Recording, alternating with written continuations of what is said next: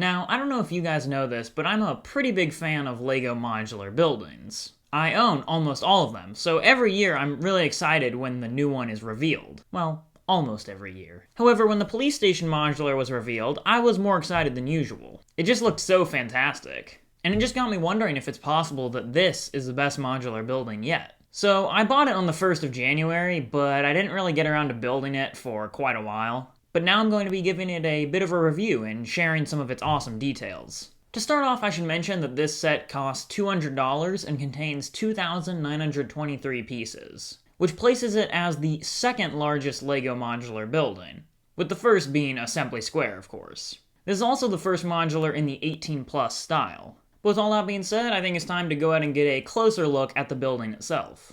Apologies for the kind of low quality here, I'm just kind of still trying to figure out this setup, and this building is just so massive, it's kind of hard to all fit on camera at once. So we're just going to take a look at each of the individual floors and all of their details. So on the ground floor and the sidewalk out front, there's these really interesting bushes using these gear pieces in green.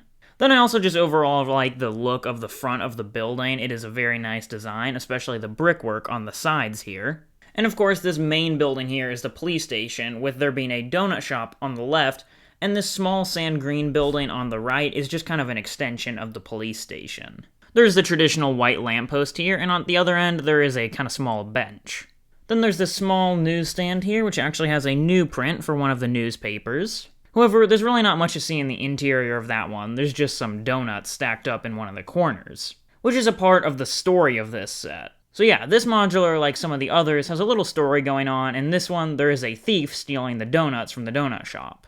And it is actually the person running the newspaper stand. Anyways though, moving back to the front of the building, I like the use of the Mysterio headpiece for the lights on the front. And also there's some really nice new prints for the signs on the donut shop. I'm going to go ahead and move up to the next level, and we'll take a look at the interiors a little later on. So the second level of this building is a little less interesting, but there is still that very nice brickwork and some cool window designs. The lavender and white color scheme of the donut shop building on the left is still very nice. And also there's a cool use of jumper plates for some detailing on the front wall there. Kind of plain over on this side as well. There is a little flower box at this window though. But there's also something else that kind of spans this floor and the third floor, and that is this billboard, which if I adjust up, you can get a better look at the full thing. And it is actually an advertisement for the Soap and Suds laundromat, which is a really cool detail because that is the same name of the laundromat in the Brick Bank set. And also, in case you're wondering, this does fold up, so when you separate the floors, it's not in the way. And then finally, here is the top floor of the building. There's this little blue bird here eating a donut on the windowsill. And I especially like the detail of the air conditioner over here. There's also a brilliant use of upside-down, unprinted Minecraft wolf heads for kind of that facade. And then if we turn the building to this side, you can see a water tower on top of the donut shop, as well as this vine, which has kind of been growing up the whole side of the building. And there's some very nice construction there. Then turning it more, you can see a ladder, which leads up to the top of the police station. But there's not really much up there besides a couple antennas and an air conditioner. And here is the look of the building from behind. It's fairly plain from the back, but as you work your way down, there is a little more detail, like this fire escape on the back of the donut shop. And finally, at the very bottom, there's just a very plain alleyway and a back door for the police station. I'm going to struggle a bit getting some good angles of the interior, so you won't be able to see very much. This is just kind of a quick look to give you an idea of what's inside. So on the left there, you can see quite a bit of the donut shop. And then in the middle, you can see the reception desk for the police station, as well as a staircase. Here is the entrance to the jail cell, and then there's just some walkie-talkies as well as a clock on the wall here. And here's what it looks like from the other side. You can see this water cooler in the corner here, which is a nice design. And then a very interesting feature of this modular is you can kind of pull this wall section out here and the floor to reveal a hidden tunnel underneath the jail cell. You also need to fold this bench up that is inside the cell. I'm going to see if I can try and get a good angle on it. There you can kind of see it. The floor would just be on top of that. There's a little spoon down there to show how he dug it out. That's a very cool little hidden feature, I think. So now moving on to the second floor, you can see the gap where the other staircase came up, and then there's a second staircase which would lead up to the third floor. On the left, above the donut shop, is a small apartment with a bed and a record player. And then, on the far right of the police station, there's a little spot to take a mugshot for the criminal. You can also see this little board here with a bunch of evidence on it, probably. That is also a red rubber band used there. And with this turned around, you can see 2 desks with a typewriter and a rotary phone. Both are very nice prints. Then in the donut shop, you can see the little kitchen and a rug. The final floor is kind of hard to see into without me lifting it up, so I'm going to have to go ahead and do that.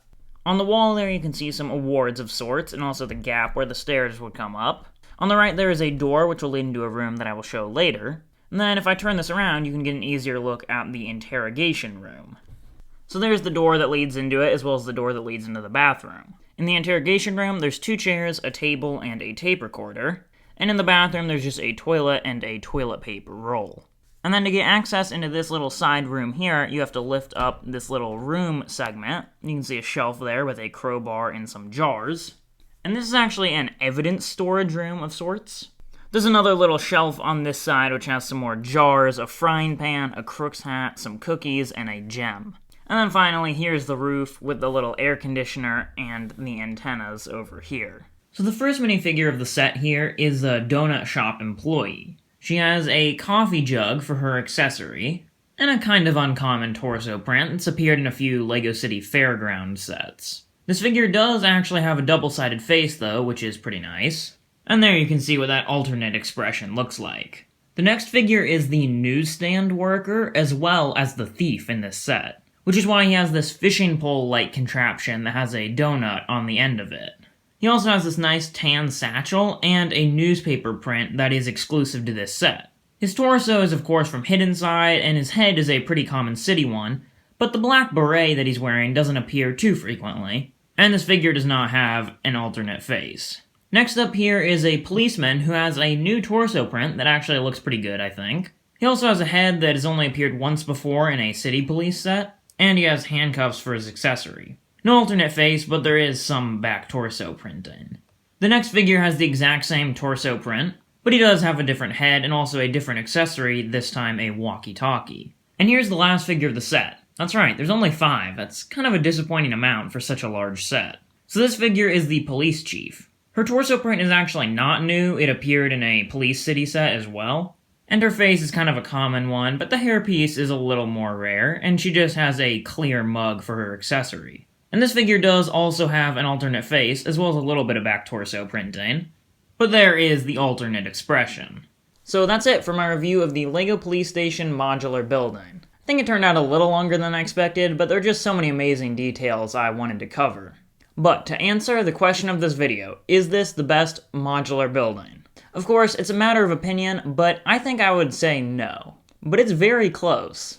Personally, I would say this is probably the second best modular building, with the first being Assembly Square. I think, of course, Assembly Square has the advantage because it's a half base plate larger. So if you're going off of regularly sized modular buildings, I would say yes, I think the police station is the best modular building.